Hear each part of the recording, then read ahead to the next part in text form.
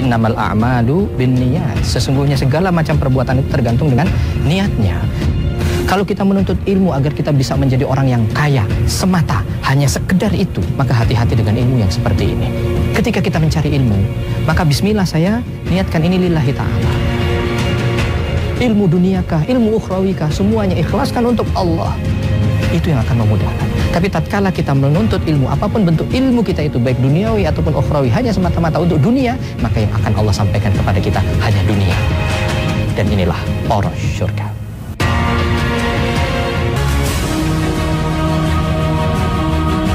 Assalamualaikum warahmatullahi wabarakatuh.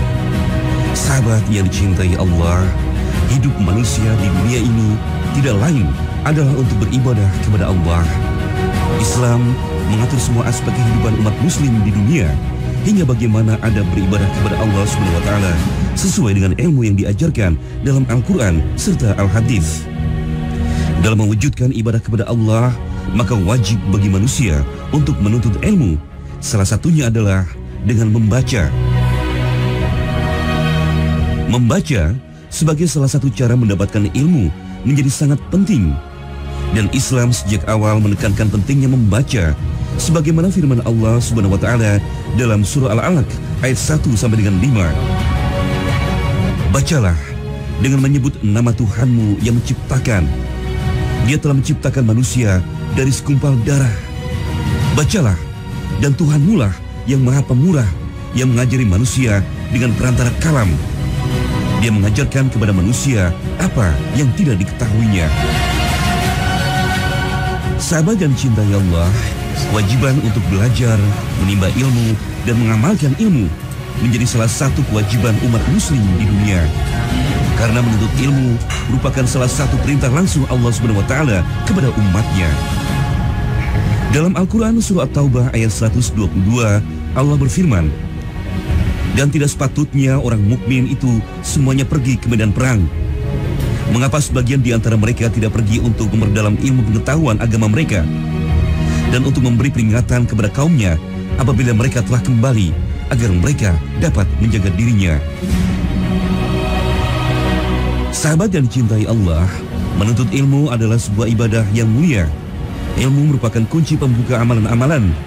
Dengan ilmu, seorang hamba bisa mengetahui segala aturan, adab, dan kewajiban yang harus dijalankan, serta mengetahui apa yang menjadi larangan.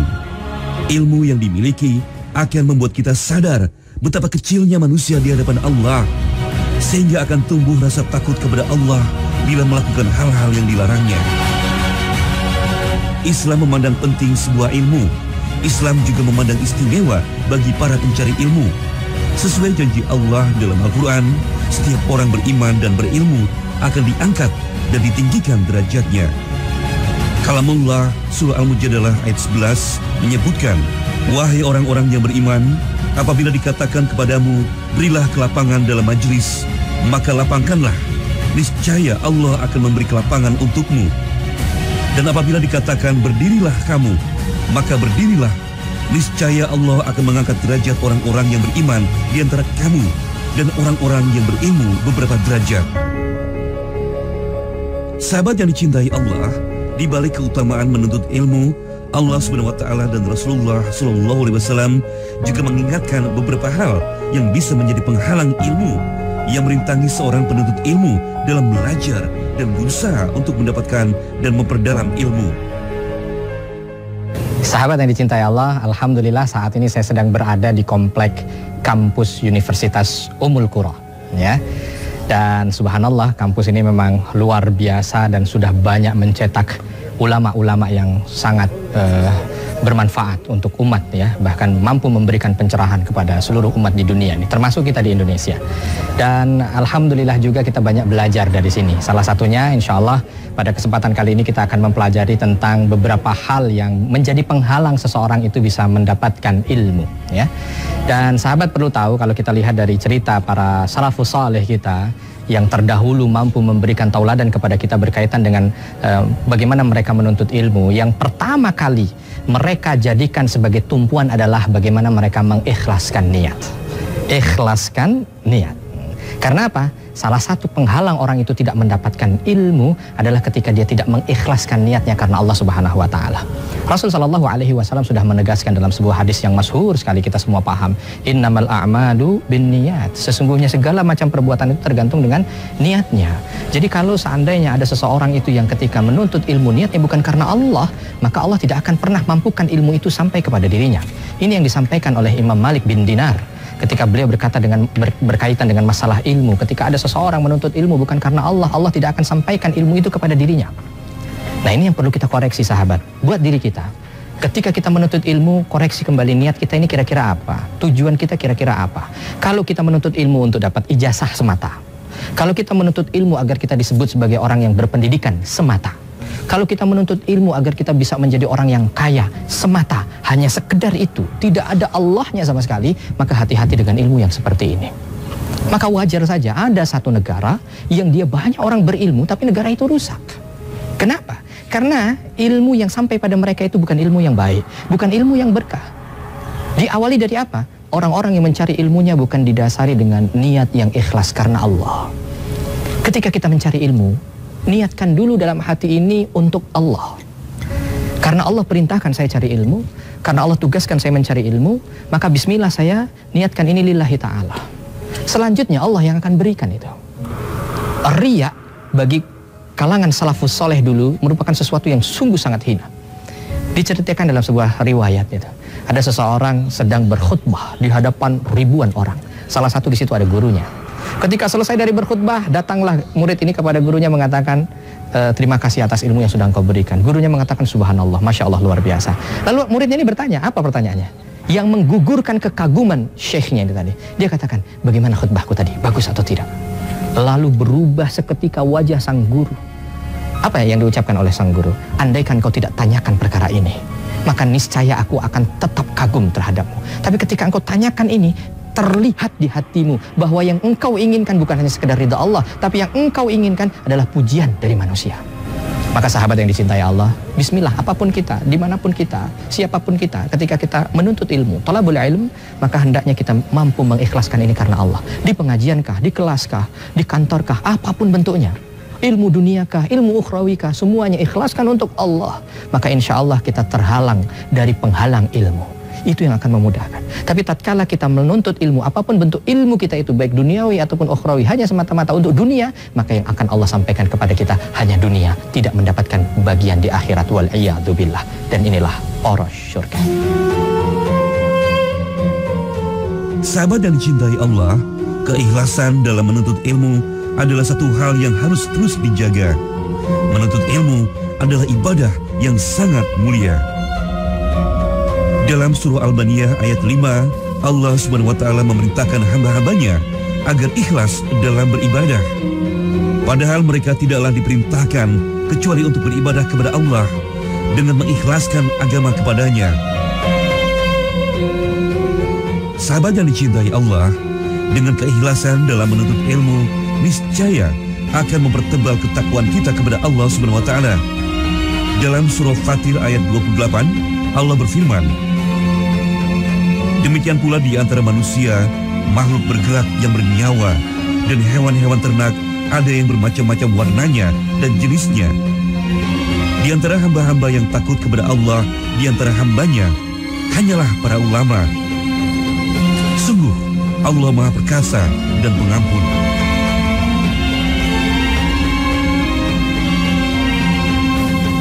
Sahabat yang dicintai Allah, saat ini saya sedang berada di depan kuliah syariah yang ada di Universitas Ummul Qura, ya. Mudah-mudahan kita semua termasuk bahagian orang-orang yang dimudahkan oleh Allah Subhanahu wa taala untuk mampu memahami agama ini. Karena Nabi Shallallahu alaihi wasallam juga sudah menegaskan itu. May yuridillahu bihi khairan yufaqihu fiddin. Orang-orang yang diinginkan kebaikan dari dirinya, dari Allah Subhanahu wa taala, maka orang itu akan Allah mudahkan dia untuk memahami agama ini dengan baik, ya.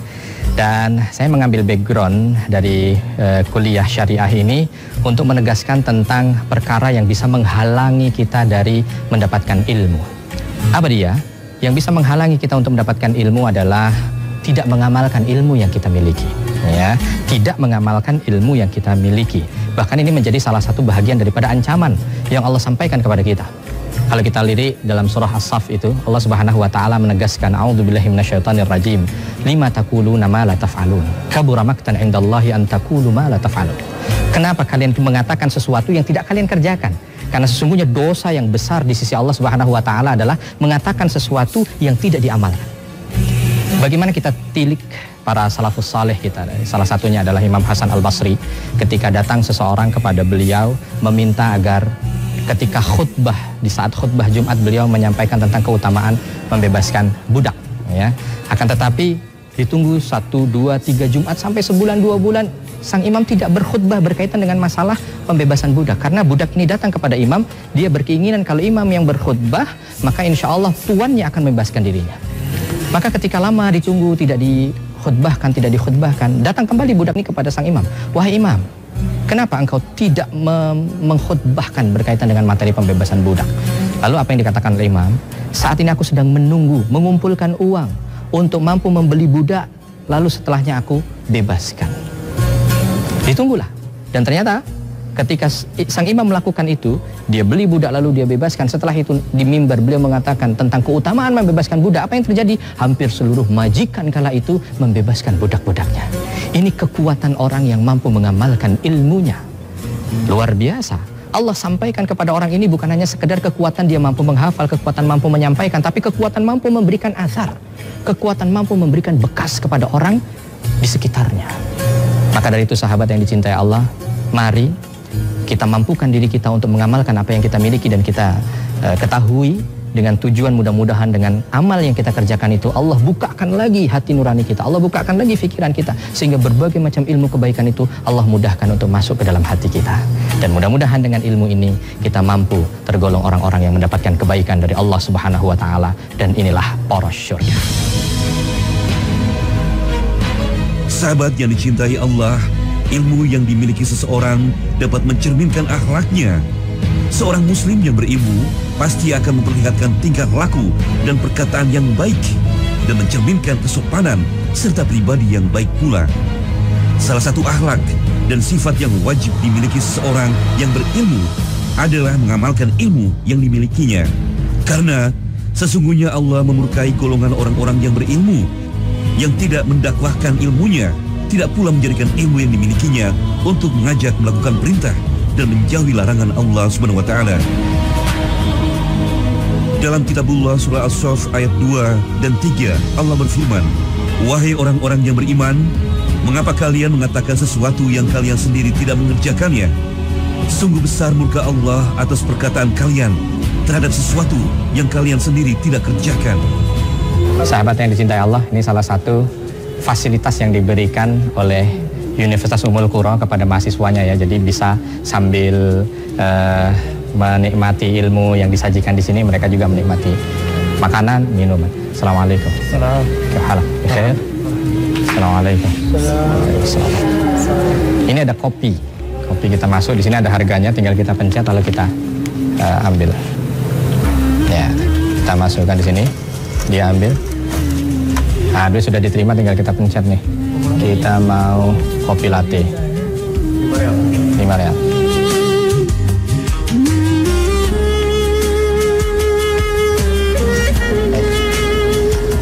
Masya Allah, alhamdulillah kita minum kopi, ya, di Ummul Qura, dan kopi ini identik dengan sesuatu yang bisa memberikan semangat, ya. Bismillah. Luar biasa, nikmat sekali, ya. Nah, saya ingin menyampaikan juga dalam materi kita gitu, bahwa sesuatu yang menghalangi orang untuk tidak bisa mendapatkan ilmu adalah karena dia tidak semangat mencari ilmu, malas, ya.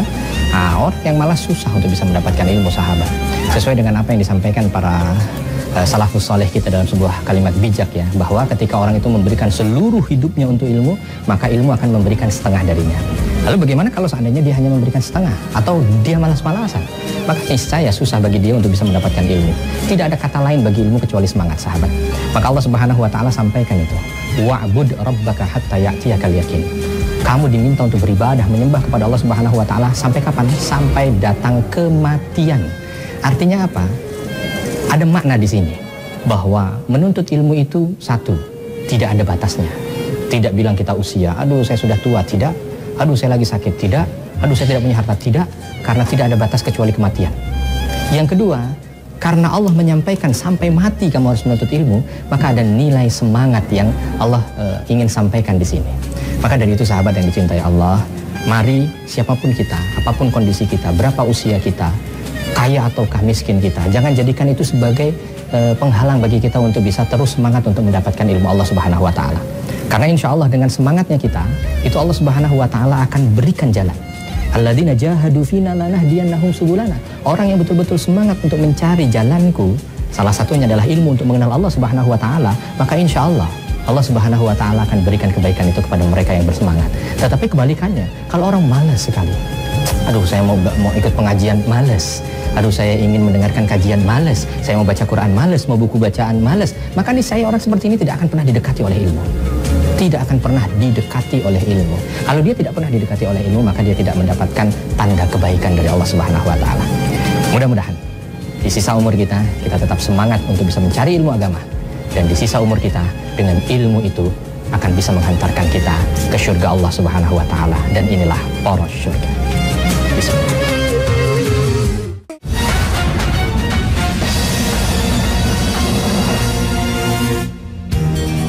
Sahabat yang dicintai Allah, dalam pandangan Al-Quran, ilmu adalah sebuah keistimewaan. Ilmu menjadikan manusia unggul terhadap makhluk lain dalam menjalankan fungsi kekhalifahan. Allah Subhanahu wa Ta'ala juga menjanjikan surga bagi hamba-hambanya yang bersungguh-sungguh dan tidak malas dalam menuntut ilmu. Dalam hadis riwayat Muslim, Rasulullah bersabda, barang siapa yang menempuh suatu perjalanan dalam rangka menuntut ilmu, maka Allah akan mempermudah baginya jalan ke surga. Sahabat yang dicintai Allah, selain janji untuk mendapatkan surga Allah, bagi mereka, orang-orang berilmu memiliki kedudukan istimewa di sisi Allah Subhanahu wa Ta'ala. Seperti firman Allah dalam surah Ali Imran ayat 18. Allah menyatakan bahwasanya tidak ada Tuhan yang berhak disembah melainkan Dia yang menegakkan keadilan. Para malaikat dan orang-orang berilmu juga menyatakan yang demikian itu. Tidak ada Tuhan yang berhak disembah melainkan Dia yang Maha Perkasa lagi Maha Bijaksana. Sahabat yang dicintai Allah, ini ada pertanyaan dari salah seorang sahabat ya. Di sini dari Heru yang ada di Pamulang. Dia bertanya, Ustaz, kenapa buat saya susah sekali menghafal yang berkaitan dengan ilmu yang saya pelajari? Susah menghafal ya. Baik, susah menghafal. Susah menghafal ini kalau kita lihat berbagai macam sebabnya. Ya, mungkin karena kitanya yang tergesa-gesa. Kita perlu tahu bahwa al-ajalatu minasyaiton, tergesa-gesa itu masuk bahagian daripada perbuatan syaitan. Jadi terkadang ada orang itu yang ketika menghafal ingin cepat hafal. Nah, tergesa-gesa ini merupakan bahagian daripada penghalang dia untuk bisa mendapatkan ilmu. Kita mendapatkan ilmu tidak boleh tergesa-gesa. Harus betul-betul dengan telaten, tekun, ulet, ya, istiqomah mendapatkan ilmu. Yang kedua, yang bisa membuat kita juga susah menghafal dan mendapatkan ilmu adalah perbuatan maksiat. Ini sesuai dengan apa yang disampaikan oleh Imam Syafi'i ketika beliau mengadu kepada gurunya, Waqi'. Beliau mengatakan susah sekali bagiku untuk menghafal, maka gurunya saat itu memberikan satu wejangan. Mungkin salah satu yang membuat engkau itu susah mendapatkan ilmunya adalah perbuatan maksiat yang kau kerjakan. Jadi kita perlu tahu bahwa maksiat itu menangkal ilmu. Maksiat itu menghalangi ilmu sampai kepada seseorang. Nah, jadi bagi kita yang ingin mendapatkan kemuliaan ilmu, maka mau tidak mau harus kita tinggalkan berbagai macam bentuk maksiat, apapun bentuk maksiatnya. Kita tidak bisa mendapatkan ilmu kalau kita masih suka ngomongin orang, masih suka melakukan perbuatan yang mengundang murka Allah, apapun bentuknya. Hindarkan maksiat dengan mata, telinga, hati, dan lain sebagainya. Maka insya Allah ketika kita meninggalkan maksiat ini, Allah akan bukakan pintu kebaikan, sehingga Allah akan sampaikan ilmu itu di hati kita. Mudah-mudahan ini bisa menjadi bahagian daripada jawabannya. Satu, tetap istiqomah dalam menuntut ilmu, jangan tergesa-gesa, jangan putus asa. Dan kedua, mari kita tinggalkan berbagai macam maksiat agar Allah karuniakan kemuliaan itu kepada kita. Ilmu itu mulia. dan tidak mungkin kemuliaan bersatu dengan kehinaan, maksiat. Maka antara maksiat dan ilmu harus dipisah. Makin kita meninggalkan maksiat, makin dekat ilmu kepada kita. Makin dekat ilmu kepada kita, makin dekat kita dengan ridha Allah. Makin dekat dengan ridha Allah, akan banyak kebaikan yang Allah berikan kepada kita melalui ilmu yang kita miliki. Dan inilah poros syurga.